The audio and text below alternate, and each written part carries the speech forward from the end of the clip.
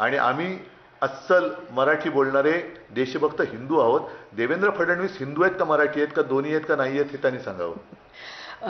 आजच रश्मी शुक्लांच्या रिपोर्टची बातमी आली. त्यांनी एस आय टीचा एक रिपोर्ट त्यांनी दिला आणि त्यामध्ये असं नमूद आहे की ATSच्या चौकशीमध्ये असं निघालं की देवेंद्र फडणवीस आणि एकनाथ शिंदे यांना जेलमध्ये घालावं ह्यासाठी त्या काळात बऱ्याच म्हणजे संजय पांडेंचं त्याच्यात नाव आहे, अजून 2 अधिकाऱ्यांची नावं आहेत आणि ही मंडळी नक्कीच ज्यांच्या सांगण्यावरून करत होती. रश्मी शुक्ला. ते फोन टॅपिंगमध्ये त्यांचं नाव बदनाम होतं ते ठीक आहे असू शकेल. म्हणजे त्या सरकारकडनं पक्षाचं काम करत होते असं त्यांच्यावरती आरोप होता, माझा नाही. त्यांच्यावर त्यांनी रिपोर्ट दिलाय, असू शकेल, मी नाही पाहिलं.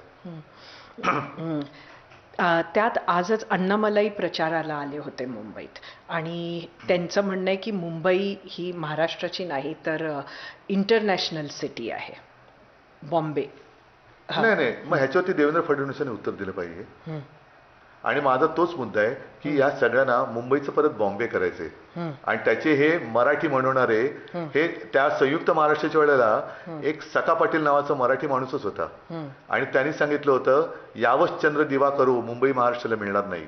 तसे आजचे नासके पाटील आहेत सगळे जे स्वतःला मराठी म्हणतात आणि त्यांची पालखी वाहतात. मग यांना फक्त मलाही खायचे, पण इथले सुद्धा तामिळ तेलुगू सगळे आमच्या सोबत आहेत कारण त्यांना संकटात वाचवायला शिवसेना जाते, ही लोक नाही आहेत. तसंच आज बदलापूर प्रकरणातले जे एक आरोपी आहे, 6 आरोपी आहेत आपटे, त्यांना कोऑप्ट करण्यात आलंय बदलापूरच्या. पटले बरं. हे विकृत नगरसेवक केले त्यांना, स्वीकृत नगरसेवक केले. स्वीकृत. आता हे तुषार आपटे हे आरोपी होते, बरोबर आहे. कोणत्या आरोपात होते, काय आरोप होते? अक्षय शिंदेचा एन्काउंटर का झाला ह्याचं उत्तर आता मिळते का? कारण अक्षय शिंदे जिवंत राहिला असता तो कदाचित काहीतरी आपटेंबद्दल बोलला असता का, म्हणून त्याला मारला का?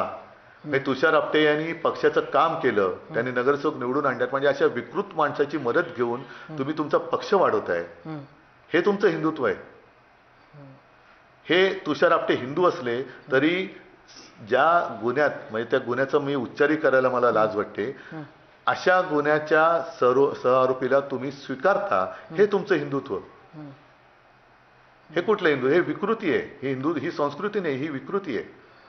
आणि म्हणून मला असं वाटतं की म्हणून यांनी अक्षय शिंदेला मारला असावा.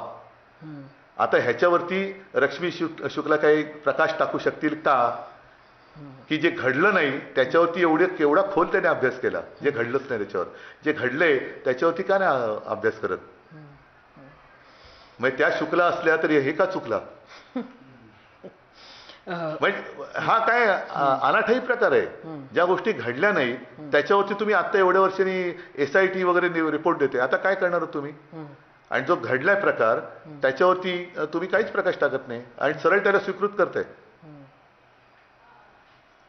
म्हणजेच भाजप आणि प्रशासनाचा काडीचाही संबंध नाही. भाजपला सरकार चालवता येत नाही, भाजपला प्रशासन चालवता येत नाही. भाजपला म्हणजे मी म्हणतो ना, आज देशाला पंतप्रधान नाही आहे, राज्याला मुख्यमंत्री नाही आहेत, हे सगळे भाजपचे कार्यकर्ते आहेत. त्यांना देश आणि राज्य चालवायचंच नाही आहे, त्यांना जोर जबरदस्तीने पक्ष वाढवायचा आहे. सध्या प्रत्येक पक्ष आपला जाहीरनामा पण काढतोय. खरं तर गेल्या विधानसभा निवडणुकीमध्ये लाडकी बहीण ही जी योजना आणली होती त्याचा एक मोठा बोजा सरकारवर आहे आणि त्याचे परिणाम आपल्याला बघायला मिळतात आहेत की आर्थिक म्हणजे तो पैसा द्यावा की नाही हे वेगळी गोष्ट आहे, पण त्याचं जे फायनान्शियल बर्डन आहे राज्यावर ते खूप मोठं आहे आणि त्याचे वेगवेगळे परिणाम आपल्याला